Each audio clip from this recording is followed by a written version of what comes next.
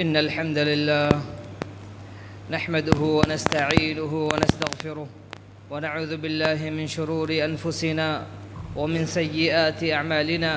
من يهده الله فلا مضل له ومن يضلل فلا هادي له، وأشهد أن لا إله إلا الله وحده لا شريك له، وأشهد أن محمدًا عبده ورسوله. أما بعد، فإن خير الحديث كتاب الله، وخير الهدي هدي محمد صلى الله عليه وسلم، وشر الأمور محدثاتها، وكل محدثة بدعة، وكل بدعة ضلالة، وكل ضلالة في النار. فأعوذ بالله من الشيطان الرجيم. بسم الله الرحمن الرحيم. يا أيها الناس اتقوا ربكم الذي خلقكم من نفس واحدة وخلق منها زوجها وبث منهما رجالا كثيرا ونساء، واتقوا الله الذي تساءلون به والأرحام إن الله كان عليكم رقيبا. يا أيها الذين آمنوا اتقوا الله وقولوا قولا سديدا يصلح لكم أعمالكم ويغفر لكم ذنوبكم، ومن يطع الله ورسوله فقد فاز فوزا عظيما. يا أيها الذين آمنوا اتقوا الله حق تقاته ولا تموتن إلا وأنتم مسلمون. محترم بزرگوں، نوجوان ساتھیوں، پیارے بچوں، نیز پردہ نشین ماؤں اور بہنوں، اللہ رب العالمین کا بے انتہا فضل اور احسان ہے کہ اللہ رب العالمین نے ہمیں ایک مسلم گھرانے کے اندر پیدا کیا ہے۔ مذہب اسلام دنیا کا وہ واحد مذہب ہے، وہ تنہا ایک دھرم ہے کہ جس کے اندر انسان کے زندگی گزارنے کے ہر پہلو کے لیے رہنمائی موجود ہے۔ انسان کی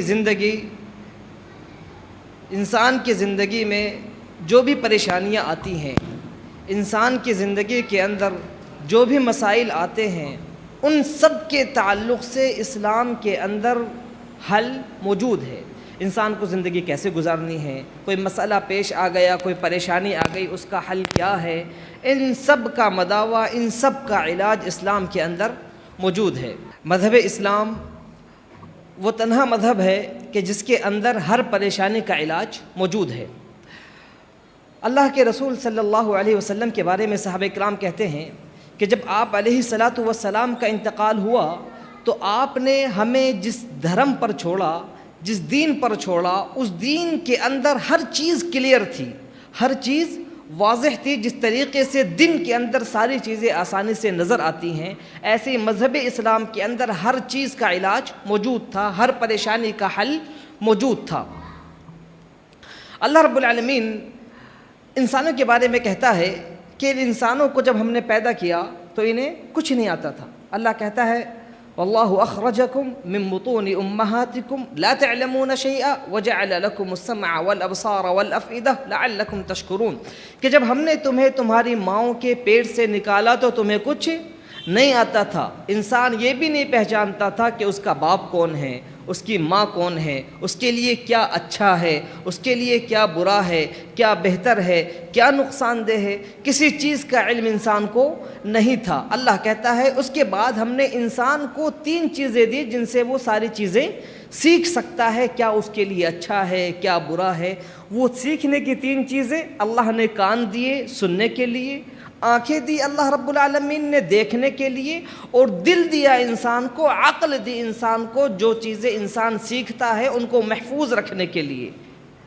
انسان آنکھوں سے دیکھتا ہے، کانوں سے سنتا ہے، اور اپنی عقل کے ذریعے اس چیز کو محفوظ رکھتا ہے۔ اگر آنکھ نہ ہو تو انسان کچھ دیکھ نہیں سکتا، کان نہ ہو تو سن نہیں سکتا۔ اگر آنکھ اور کان موجود ہو اور عقل انسان کی سلامت نہ ہو تو اس کا آنکھوں سے دیکھنا، کانوں سے سننا بیکار ہے، کوئی فائدہ نہیں ہوگا۔ تو اللہ نے انسان کو ان 3 چیزوں سے نوازا تاکہ انسان دنیا میں سیکھے، علم حاصل کرے، یہ جانے کہ اس کے لیے کیا برا ہے، اس کے لیے کیا بہتر ہے، اسلام کی کیا خوبیاں ہیں، اسلام کے اندر کتنی اچھائیاں موجود ہے۔ یہ انسان تبھی سیکھ سکتا ہے جب سیکھنے کی کوشش کرے۔ اور اسلام وہ مذہب ہے کہ جس نے سیکھنے پر، علم حاصل کرنے پر بہت زیادہ زور دیا ہے۔ اس کی اہمیت کا اندازہ آپ یہ لگائیں کہ جب اللہ رب العالمین نے آپ علیہ الصلاۃ والسلام کو نبی بنانا چاہا. آپ محمد عربی صلی اللہ علیہ وسلم مکہ کے ایک عام آدمی کی طرح زندگی گزارتے تھے. جب اللہ نے یہ چاہا کہ محمد عربی صلی اللہ علیہ وسلم کو نبی بنا دیا جائے تو جن الفاظ کے ذریعے، جن آیتوں کے ذریعے اللہ نے سب سے پہلے اپنی وحی اپنے نبی پر نازل کی، ان آیتوں میں جس چیز کا اللہ نے ذکر کیا ہے وہ علم ہے. سب سے پہلا لفظ جو اللہ نے اتارا وہ کیا تھا؟ اقرا. اقرا کا مطلب ہے پڑھو. کیا مطلب ہے اقرا کا؟ پڑھو. آیت نازل کی اقرا بسم ربک الذی خلق خلق الانسان من علق اقرا وربک الاکرم الذی علم بالقلم علم الانسان ما لم يعلم، کہ پڑھو اس رب کے نام سے جس نے پیدا کیا ہے، انسان کو جس نے لوتھڑے سے بنایا ہے. اقرا وربک الاکرم، پڑھو اور تمہارا رب بہت زیادہ کریم ہے. الذی علم بالقلم، جس نے قلم کے ذریعے سکھایا ہے. یعنی اللہ نے پڑھنے کی بھی تعلیم دی اور لکھنے کی طرف بھی ابھارا، قلم کا بھی ذکر کیا. سب سے پہلی مرتبہ وحی نازل ہو رہی ہے اور جس نبی پر نازل ہو رہی ہے اس نبی سے لکھنا پڑھنا نہیں آتا تھا. اللہ کی پہلی وحی آ رہی ہے جس کے اندر اللہ لوگوں کو سمجھا رہا ہے کہ لکھو اور پڑھو، لکھو اور پڑھو. تعلیم کی یہ اہمیت ہے. آپ نے حضرت آدم علیہ السلام کے بارے میں سنا ہوگا کہ جب ان کو اللہ نے پیدا کرنا چاہا تو فرشتوں نے کہا کہ اللہ کیوں انسان کو پیدا کر رہا ہے، دنیا میں جا کے وہ فساد پھیلائے گا جیسے اس سے پہلے جنہوں نے فساد پھیلا رکھا ہے. تو اللہ نے کہا تھا میں وہ جانتا ہوں جو تم نہیں جانتے. پھر اللہ نے آدم علیہ السلام کو پیدا کرنے کے بعد علم سے نوازا. آدم علیہ السلام کو وہ چیزیں سکھائیں جو دوسرے فرشتوں کو بھی معلوم نہیں تھی. پھر اللہ نے آدم علیہ السلام کو سکھانے کے بعد فرشتوں پر فخر کیا کہ دیکھو اس کو علم ہے اور تمہارے پاس علم نہیں ہے. یعنی آدم علیہ السلام کو اللہ نے ملائکہ پر، فرشتوں پر فضیلت دی. کس وجہ سے؟ علم کی وجہ سے. اور اس امت پر اللہ رب العالمین نے جب سب سے پہلی مرتبہ وحی اتاری تو اس میں کس چیز کا ذکر کیا؟ علم کا ذکر کیا. ان باتوں سے پتہ چلتا ہے کہ علم ایک بہت اہم چیز ہے. آج ہم جس زمانے میں رہ رہے ہیں ہم دیکھ رہے ہیں کہ وہ قومیں جن کے پاس علم موجود ہے، چاہے دنیاوی علم ہو یا دینی علم ہو، جن کے پاس علم ہے وہ ان سے افضل ہے جن کے پاس علم نہیں ہے. آپ اپنے محلے میں، دیہات میں، گاؤں میں جا کے دیکھتے ہوں گے تو وہ لوگ جو زیادہ پریشان ہیں، جن کو زندگی گزارنے کا طریقہ نہیں پتہ، جن کے گھر میں آپ جائیں تو آپ کو عجیب سا محسوس ہوگا. آپ دیکھیں گے کہ وہ سارے لوگ علم سے دور ہیں. بچہ پیدا ہوا، تھوڑا سا بڑا ہوا، کام کرنے لائق ہوا، اسے کام کرنے پر لگا دیا. کہیں ہوٹل میں وہ برتن دھو رہا ہے، کہیں وہ کسی کے کپڑے دھو رہا ہے، کہیں کسی کی گاڑی صاف کر رہا ہے، اور پھر اس کی زندگی اسی انداز میں گزرتی رہتی ہے کہ ان کے گھروں میں آپ جائیں تو جانے کے بعد آپ کو اندازہ ہو جائے گا کہ ان لوگوں کے پاس علم نہیں ہے. اور وہ لوگ جن کے پاس علم ہوتا ہے، جنہیں جینے کا سلیقہ آتا ہے، ان کا گھر، ان کا رہن سہن، ان کی تہذیب دوسرے لوگوں سے مختلف ہوتی ہے. لہذا اسلام ہم سے یہ چاہتا ہے کہ ہم علم سیکھیں. ایک کتا ہوتا ہے، کتے کو ہم سب جانتے ہیں. کتا ناپاک ہے، انسان کے جسم سے لگ جائے تو انسان کو گھن محسوس ہوتی ہے. وہ اگر انسان کے برتن میں منہ ڈال دے تو شریعت کہتی ہے کہ برتن کو صاف کرو. اور صاف کیسے؟ 7 مرتبہ دھو کر وہ برتن صاف ہوگا. 1 مرتبہ دھونے سے کام نہیں چلے گا. اتنا ناپاک جانور یہ کتا. اگر اس کتے کو علم دے دیا جائے، اس کتے کو علم دے دیا جائے، اسے سکھا دیا جائے کہ شکار کیسے کرنا ہے، مالک جب کہے تو وہ شکار پر جائے، مالک کہے رکنے کے لیے تو رک جائے، وہ باتوں کو سمجھنے لگے، علم حاصل کرنے لگے، تو پھر وہ کتا اگر شکار کرے تو اس کا کیا ہوا شکار بھی جائز ہے. آپ اسے کھا سکتے ہیں. بسم اللہ پڑھ کر کتے کو بھیجیں. کتا گیا، خرگوش کا شکار کر کے لے آیا اور آپ اس خرگوش کو کھا سکتے ہیں. کس لیے؟ کہ وہ کتا قلب معلم ہو گیا، وہ کتا ایسا ہو گیا جسے علم ہے، جس سے جانکاری ہے. علم کی وجہ سے ایک ناپاک جانور کا کیا ہوا شکار بھی اسلام میں حلال ہے. یہ علم کی اہمیت ہے. اب ہماری یہ ذمہ داری ہے کہ ہم علم سیکھیں، خود سیکھیں. اگر خود نہیں سیکھ پا رہے ہیں، پڑھ رہے ہیں، یاد نہیں ہوتا، کیونکہ بچپن کا سیکھا ہوا علم اور بڑے ہونے کے بعد سیکھنے والے علم میں فرق ہے. انسان بڑے ہونے کے بعد علم حاصل کر سکتا ہے، یہ ممکن ہے، ناممکن نہیں ہے. بس ہمت جوان ہونی چاہیے. آپ کی ہمت جوان ہے تو بڑے ہو کر بھی آپ علم حاصل کر سکتے ہیں. لیکن جو بچپنے کی عمر ہوتی ہے، جو چھوٹے پن کی عمر ہے اس کے بارے میں عربی میں کہا جاتا ہے العلم فی الصغر کالنقش فی الحجر، کہ بچپنے میں جو انسان علم حاصل کرتا ہے وہ ایسے ہی ہوتا ہے جیسے پتھر پہ لکیر کھینچ دی ہو۔ بچپن میں جو چیز آپ یاد کر لیں وہ یاد رہتی ہے، اور بڑے ہونے کے بعد جس چیز کو یاد کریں وہ اسے انسان جلدی بھول جاتا ہے، وہ یاد بھی جلدی ہو جاتی ہے اور بھول بھی جلدی جاتا ہے۔ بچپن میں جو چیز انسان یاد کر لیتا ہے وہ جلدی یاد ہوتی ہے اور دیر تک رہتی ہے، کیونکہ بچپن میں انسان کا دماغ صاف ستھرا ہوتا ہے، اسے 50 ٹینشنیں نہیں ہوتی، وہ جو سیکھتا ہے اسے سیکھ لیتا ہے، اسے یاد ہو جاتا ہے اور پھر وہ چیز اس کے ذہن میں بیٹھی رہتی ہے۔ بڑے ہونے کے بعد وہ چیز اتنی آسانی سے ذہن میں نہیں بیٹھتی، اگر آ بھی جائے تو وہ بہت جلدی ذہن سے نکل جاتی ہے۔ آپ بڑے ہو کر پڑھانا شروع کریں کسی کو تو اس کے ساتھ بڑا مسئلہ تو یہ ہوتا ہے کہ اس کی زبان ہی نہیں ٹوٹتی ہے۔ کسی حرف کو آپ کہو کہ اسے شین بولتے ہیں تو وہ بیچارہ شین نکال ہی نہیں پاتا۔ بچپن میں زبان کا ٹوٹنا بھی آسان ہوتا ہے، دماغ بھی خالی ہوتا ہے، اور بچہ علم حاصل کرنے کے علاوہ کوئی اور کام اتنے اچھے انداز میں نہیں کر سکتا۔ آپ چھوٹے بچے سے کہیں کہ بھائی گاڑی ڈرائیو کرو تو وہ بڑے شخص کے مقابلے چھوٹا بچہ گاڑی ڈرائیو نہیں کر سکتا۔ چھوٹے شخص سے آپ کہیں کسی بچے سے کہ فلاں بزنس کرو تو وہ بزنس بھی نہیں کر سکتا کیونکہ چھوٹا ہے۔ لیکن سب سے اچھا کام جو بچہ کر سکتا ہے وہ کیا ہے؟ علم حاصل کرنا۔ وہ پڑھائی آسانی سے کر سکتا ہے کیونکہ اس کے پاس ذہنی دباؤ بھی نہیں ہے، ٹینشن بھی نہیں ہے، کسی گھر کو رات میں کھانے میں کیا بننا ہے اس کی بھی فکر اسے نہیں ہے، کل کھانے کے لیے گھر میں راشن نہیں ہے اس کی بھی فکر اسے نہیں ہے۔ اس کے پاس سب سے اچھا کام جو ہے وہ ہے علم حاصل کرنا۔ لہذا اب والدین کی ذمہ داری بنتی ہے کہ وہ اپنے بچوں کو علم حاصل کرائیں۔ اللہ کے رسول صلی اللہ علیہ وسلم فرماتے ہیں کلکم راع وکلکم مسئول عن رعیتہ، کہ تم میں سے ہر شخص ذمہ دار ہے اور ان لوگوں کے بارے میں قیامت کے دن اس سے سوال ہوگا جن کی ذمہ داری اسے سونپی گئی تھی۔ لہذا جو بچے ہمارے پاس ہیں، جو امت کا مستقبل ہیں، آنے والے کل یہ ہمارا مستقبل ہے، ہمارا فیوچر ہیں یہ بچے، تو یہ بچے آج ہمارے پاس امانت ہیں۔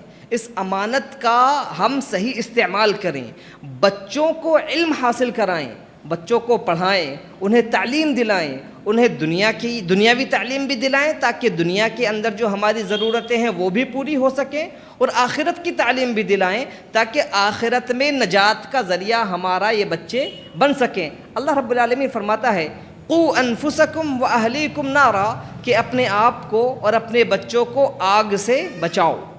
کس چیز سے بچاؤ؟ آگ سے بچاؤ۔ حضرت علی رضی اللہ تعالی عنہ اس کی تفسیر کرتے ہوئے کہتے ہیں کہ علموہم وادبوہم، اپنے بچوں کو، اپنے گھر والوں کو علم سکھاؤ اور انہیں ادب سکھاؤ، اس کے ذریعے وہ آگ سے بچ سکتے ہیں۔ کیونکہ جب بچہ علم سیکھے گا تو اسے پتہ چلے گا کیا بہتر ہے اور کیا برا ہے، اسلام کی کیا خوبیاں ہیں، کن باتوں پر ہمیں عمل کرنا ہے، کون سی چیزیں ہیں جنہیں چھوڑ دینا ہے۔ یہ علم حاصل کرنے کے بعد ہی بچے کو پتہ چلے گا۔ لہذا یہ ہماری ذمہ داری ہے بطور والدین کہ ہم بچوں کو علم حاصل کرائیں، بچوں کو تعلیم دلائیں، اس میں سستی نہ کریں۔ ایسا نہ ہو کہ ہم چند روپیوں کو بچانے کی خاطر بچوں کو تعلیم سے موڑ دیں، بچوں کا مستقبل خراب کر دیں، اور وہ مستقبل صرف بچوں کا نہیں ہے بلکہ ہم سب کا مستقبل ہے۔ اگر ہمارے بچے تعلیم یافتہ نہیں ہوں گے تو آنے والے کل میں جب ہماری ضرورتیں ہوں گی تو انہیں کون پوری کرے گا؟ مثال کے طور پر کسی نے اپنے بچے کو ڈاکٹر بنایا، کسی نے اپنے بچے کو انجینئر بنایا، کسی نے اپنے بچے کو عالم دین بنایا۔ اب آنے والے کل میں اگر کسی کو ڈاکٹر کی ضرورت ہوگی تو ہمارے پاس ایک اپنا بچہ موجود ہے جو ڈاکٹر ہے، ایک ہمارے پاس عالم دین موجود ہے جس سے ہم اپنے علمی مسئلوں کا حل معلوم کر سکتے ہیں، انجینئر ہمارے پاس موجود ہے جو ہماری گھر بنانے کی پریشانی ہے، ہمارے موبائل کی پریشانی ہے، 50 پریشانیاں ہیں ان کو وہ ختم کر سکتا ہے۔ اگر یہ لوگ ہمارے پاس موجود نہ ہوں، ہم لوگوں کو نہ پڑھائیں، تو آنے والے کل میں جو پریشانیاں ہمارے اوپر آئیں گی ان کے حل میں، ان کا حل تلاش کرنے کے لیے ہمیں در در بھٹکنا ہوگا، پریشانیوں کا سامنا کرنا ہوگا۔ ہماری حالت یہ ہے، یا ہمارے نوجوانوں کی حالت یہ ہے کہ ہم اپنے آج کے لوگوں کو اگر بانٹیں تو ہم دیکھتے ہیں کہ ہمارے کچھ لوگوں کو تو علم ہے ہی نہیں، نہ دنیاوی علم ہے نہ دینی علم ہے، دونوں سے بالکل کورے ہیں، نہ وہ خود پڑھے ہیں نہ اپنے بچوں کو پڑھاتے ہیں۔ کچھ لوگ ایسے ہیں جن کے پاس خود تو علم نہیں ہے لیکن الحمدللہ وہ اپنے بچوں کو تعلیم دلوا رہے ہیں. تو ہمیں کوشش کرنی چاہیے کہ اپنے بچوں کو تعلیم دلوائیں, چاہے ہمارا ایک وقت کا کھانا چھوٹے لیکن بچوں کو تعلیم دلوائیں. دودھ نہ پئیں, گوشت نہ کھائیں, سبزیاں کھا کر جئیں, دال کھا کر جئیں, لیکن بچوں کو تعلیم دلوائیں. دیکھیں رسول عربی صلی اللہ علیہ وسلم نے غزوہ بدر کے بعد جو اسلام کی پہلی جنگ ہے, اس جنگ میں جب اللہ نے مسلمانوں کو فتح دی تو وہ لوگ جو گرفتار ہوئے تھے ان کے بارے میں اللہ کے رسول نے صحابہ سے مشورہ کیا کہ ان کے بارے میں کیا کیا جائے. تو جو مشورہ فائنل ہوا وہ یہ کہ ان لوگوں سے جرمانہ لیا جائے اور انہیں چھوڑ دیا جائے. تقریباً 4000 کے آس پاس جرمانے کی فیس مقرر کی گئی کہ وہ شخص جو 4000 روپے دے دے, 4000 درہم دے دے, اسے چھوڑ دیا جائے. تو جس نے پیسے دیے اس کو چھوڑ دیا گیا. کچھ لوگ ایسے تھے ان لوگوں میں سے جو قیدی ہوئے تھے جو پڑھنا لکھنا جانتے تھے, تو ان کو پیسے لے کر نہیں چھوڑا گیا بلکہ ان کے بارے میں یہ کہا گیا کہ آپ کو پیسے نہیں دینے, آپ میں سے ہر شخص مدینہ کے 10 بچوں کو تعلیم دے اور اس کے بدلے اسے آزاد کر دیا جائے گا.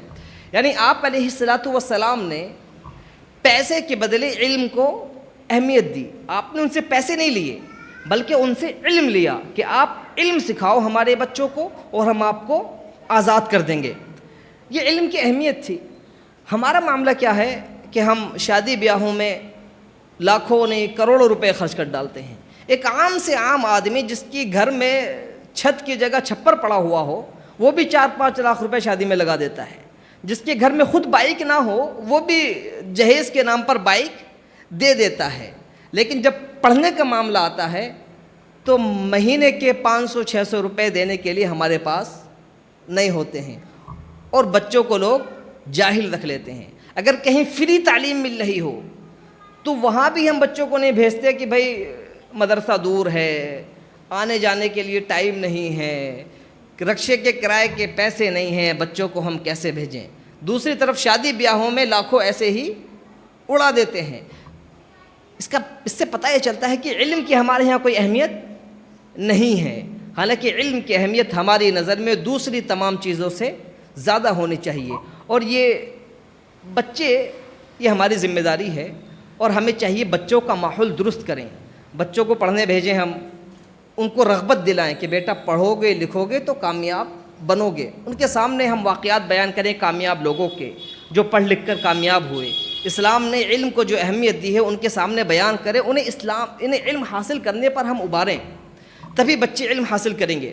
دیکھیں باپ کے ساتھ والدہ کی بھی ذمہ داری ہے کہ وہ بچوں کو علم کے لیے ابھاریں. ماں بچوں کے زیادہ قریب ہوتی ہے اور کہا جاتا ہے کہ عورت کی گود بچوں کا پہلا مدرسہ ہوتی ہے, کہ جہاں بچہ سب سے پہلے اللہ اللہ کرنا سیکھتا ہے, جہاں بچہ سب سے پہلے دین سے جڑتا ہے, جہاں بچہ سب سے پہلے کچھ سیکھتا ہے. ایک مشہور واقعہ ہے ربیعۃ الرائے کا. امام مالک کا نام ہم سب نے سنا ہے, ان کے استاد ہیں ربیعہ. ان کی پیدائش کا واقعہ یوں ہے کہ ان کے والد تھے عبد الرحمن فروخ. انہوں نے شادی کی, شادی کرنے کے بعد کچھ وقت رہے, اس کے بعد جہاد کے لیے نکل گئے. اعلان ہوا کہ فلاں جگہ جہاد کے لیے جانا ہے, یہ گھر سے نکل گئے. جب یہ گھر سے نکلے تو ان کی جو اہلیہ تھیں وہ پریگننٹ تھیں, وہ اسی حالت میں نکل گئے. جب وہاں گئے تو واپسی نہ ہو سکی, سالوں گزر گئے. کہا جاتا ہے 28 سال گزر گئے اور وہ گھر واپس نہ آ سکے. نہ گھر والوں کو ان کے بارے میں کوئی خبر ملی, نہ انہیں گھر والوں کے بارے میں کوئی خبر ملی. 28 سال گزر گئے. 28 سال کے بعد جب وہ واپس آتے ہیں, فوجی لباس میں زیب وطن تھے, ہاتھ میں نیزہ ہے. عشاء کے بعد یعنی اندھیرے میں مدینہ پہنچتے ہیں. پہنچنے کے بعد اپنے گھر پہنچتے ہیں, نیزے کی نوک سے دروازہ کھولتے ہیں. گھر تو پہچانتے ہیں کہ میرا گھر ہے لیکن تھوڑا سا بڑا ہو گیا ہے, 2 منزلہ ہو گیا ہے. گھر کے اندر داخل ہوتے ہیں, اعلان لگاتے ہیں کہ کس نے میرے گھر پہ قبضہ کر رکھا ہے. ایک نوجوان آتا ہے, وہ کہتا ہے کہ تم ہمارے گھر میں کیوں گھسے چلے آ رہے ہو, میں قاضی کو بلاؤں گا, میں پولیس کو بلاؤں گا, تم ہمارے گھر میں کیوں گھس آئے. اتنے میں ایک بوڑھی عورت باہر نکلتی ہے. وہ اس مرد کو دیکھتی ہے, پہچانتی ہے, بیٹے سے کہتی ہے کہ بیٹا یہ تمہارے والد ہیں. باپ بیٹے ملتے ہیں. مرد اپنی بیوی کے پاس جاتا ہے, بیوی سے کہتا ہے کہ میں جب گیا تھا تو تمہارے پاس 30,000 دینار یا 30,000 درہم میں نے تمہارے پاس چھوڑے تھے, وہ کہاں ہیں. اس کی بیوی کہتی ہے کہ جو آپ نے پیسے چھوڑے تھے وہ محفوظ ہیں، برباد نہیں ہوئے ہیں۔ رات کو سو جاتے ہیں، فجر کا وقت ہوتا ہے، نماز پڑھنے جاتے ہیں۔ نماز پڑھنے کے بعد عبد الرحمن فروخ روض رسول صلی اللہ علیہ وسلم پر جاتے ہیں، آپ پہ سلام پڑھتے ہیں، واپس مسجد میں آتے ہیں، دیکھتے ہیں ایک جگہ حدیث کا درس ہو رہا ہے مسجد میں، ایک ٹیچر حدیث پڑھا رہا ہے، وہ بھی درس میں بیٹھ جاتے ہیں پیچھے کی طرف۔ پاس بیٹھے ہوئے شخص سے پوچھتے ہیں کہ یہ بزرگ جو حدیث کا درس دے رہے ہیں کون ہیں، بڑا اچھا درس دے رہے ہیں۔ تو وہ کہتے ہیں کہ یہ ایک آدمی تھا 28 سال پہلے گیا تھا، سنا ہے رات آیا ہے، یہ اسی کے لڑکے ہیں۔ دیکھیں باپ کو کیا خوشی ہوگی جب وہ اپنے بچے کو اس طریقے سے عالم دین دیکھے گا۔ اپنی بیوی کے پاس آتے ہیں، کہتے ہیں 30,000 درہم جو میں نے چھوڑے تھے وہ تم نے برباد نہیں کیے بلکہ اچھی جگہ پر لگائے ہیں۔ یہ ربیعہ ہیں کہ جن کے جو استاد ہیں امام مالک کو جب ان کی والدہ نے پہلی مرتبہ ربیعہ کے درس میں بھیجا تو کہا تھا کہ جاؤ اور ان کے علم سے پہلے ان کا ادب سیکھو، وہ کس طریقے سے بیٹھتے ہیں، کس طریقے سے بولتے ہیں، کیسے گفتگو کرتے ہیں، کیسے چلتے ہیں، کیسے لوگوں سے ملتے ہیں، پہلے ان کا ادب سیکھو، بعد میں ان سے علم حاصل کرنا۔ تو یہ ربیعہ تھے جن کی والدہ نے ان کی اچھی تربیت کی اور آخر میں وہ مدینہ کے محدث بنے، مدینہ کے امام بنے۔ عبد القادر جیلانی کا واقعہ آپ سب نے سنا ہوگا، ان کی والدہ نے ان کی کیسی تربیت کی کہ جب انہیں علم حاصل کرنے کے لیے بغداد بھیجا، راستے میں پیسوں کی ضرورت پڑ سکتی ہے، سفر میں جا رہے ہیں، تو ان کی پگڑی میں 40 اشرفیاں سل دیں کہ بچے جب ضرورت پڑے ان کا استعمال کر لینا۔ راستے میں ڈاکوؤں کا قافلہ ملا اور انہوں نے پورے قافلے کو لوٹ لیا۔ اس بچے سے پوچھا تمہارے پاس کیا ہے؟ بچہ کہتا ہے میرے پاس 40 اشرفیاں ہیں۔ ڈاکو ہنستا ہے کہ بچے کے پاس اشرفیاں کہاں سے آئیں، چیک کرتا ہے کچھ نہیں ملتا، اپنے سردار کے پاس لے جاتا ہے، سردار سے بیان کرتا ہے۔ بچہ سردار سے بھی کہتا ہے کہ میرے پاس 40 اشرفیاں ہیں۔ سردار کہتا ہے دکھاؤ ذرا کدھر ہیں۔ بچہ پگڑی اتارتا ہے، پگڑی پھاڑ دیتا ہے، اس میں سے اشرفیاں باہر آ جاتی ہیں۔ سردار بچے کی سچائی دیکھ کر اپنے عمل سے توبہ کر لیتا ہے اور لوگوں کا لوٹا ہوا مال واپس کر دیتا ہے اور آئندہ بھی کسی ڈاکے سے توبہ کر لیتا ہے۔ تو یہ ماں نے بچے کی تربیت کی تھی، اس تربیت کا اثر یہ ہوا کہ ایک پورا ڈاکوؤں کا پورا قبیلہ سدھر گیا۔ تو ویسے ہی ماں اگر بچے کی تربیت کرے صحیح انداز میں تو آنے والی نسلیں سدھر سکتی ہیں، آنے والی نسلیں سدھر جائیں گی اگر ہر ماں اپنے بچے کی صحیح انداز میں تربیت کرے۔ عورت زیادہ افیکٹو ہوتی ہے، زیادہ اثر انداز ہوتی ہے تعلیم دینے میں مردوں کے بالمقابل، بلکہ دعوت کے میدان میں جہاں تک عورت تبلیغ کر سکتی ہے اس کی دعوت کا اچھا اثر ہوتا ہے۔ اکرمہ کا نام سنا ہوگا، ابو جہل کو سب جانتے ہیں، ابو جہل کے بیٹے ہیں اکرمہ، یہ کافر تھے اور جب آپ صلی اللہ علیہ وسلم نے مکہ کو فتح کیا تو یہ کافر ہی تھے۔ آپ صلی اللہ علیہ وسلم نے مکہ میں جب داخل ہوئے تو عام معافی کا اعلان کر دیا کہ ہر وہ شخص معاف ہے جو ابو سفیان کے گھر میں داخل ہو جائے، ہر اس شخص کو معاف کیا جائے گا جو خانہ کعبہ کے احاطہ جو ہے مسجد کا وہاں چلا جائے، ہر اس شخص کو معاف کر دیا جائے گا جو اپنے گھر کا دروازہ بند کر لے، ہر اس شخص کو معاف کر دیا جائے گا جو اپنا ہتھیار پھینک دے چاہے راستے پر ہی کھڑا ہوا ہو۔ لیکن کچھ نام ایسے تھے کہ جنہیں کسی بھی صورت میں معاف نہیں کیا جائے گا، اگر وہ خانہ کعبہ کے پردے میں لپٹے ہوئے ہوں تو بھی انہیں معاف نہیں کیا جائے گا۔ ان میں سے ایک نام تھا اکرمہ کا کہ انہیں کسی صورت میں معاف نہیں کیا جائے گا۔ اکرمہ مکہ سے بھاگ جاتے ہیں، یمن چلے جاتے ہیں۔ ان کی بیوی ہے حکیم، وہ ایمان لاتی ہیں۔ ایمان لانے کے بعد آپ علیہ الصلاۃ والسلام سے کہتی ہیں کہ اکرمہ کے لیے امن و امان کا پروانہ جاری کر دیجئے، میں اکرمہ کو بلانا چاہتی ہوں۔ بتایا جاتا ہے کہ بھائی وہ ایمان نہیں لائیں گے، کہتی ہیں نہیں میں کوشش کروں گی۔ اللہ کے رسول صلی اللہ علیہ وسلم امن کا پروانہ دے دیتے ہیں کہ ہم اکرمہ کو کچھ نہیں کہیں گے۔ وہ یمن جاتی ہیں، اکرمہ سے ملتی ہیں، انہیں سمجھاتی ہیں، اسلام کی خوبیاں ان کے سامنے بیان کرتی ہیں۔ اسی بیچ میں اکرمہ چاہتے ہیں کہ شوہر اور بیوی کے جو تعلقات ہوتے ہیں وہ قائم کر لیں، تو ان کی بیوی کہتی ہے نہیں یہ جائز نہیں ہے، میں مسلمان ہو چکی ہوں اور آپ مسلمان نہیں ہیں، یہ رشتہ قائم اس وقت تک نہیں ہو سکتا جب تک کہ آپ مسلمان نہ ہو جائیں۔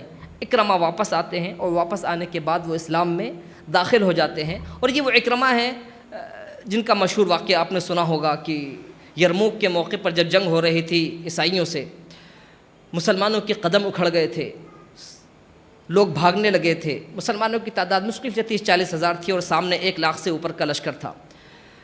تو 300 لوگوں کے ہاتھ پر اکرمہ نے روک کر موت کی بیعت کی کہ چاہے ہم شہید ہو جائیں لیکن میدان جنگ چھوڑ کر نہیں بھاگیں گے۔ تو ان 300 لوگوں میں سے اکرمہ بھی تھے جنہوں نے بیعت کی، اور وہ 300 لوگ میدان میں ڈٹے رہے، دوسروں کے قدم چاہیں اکھڑے۔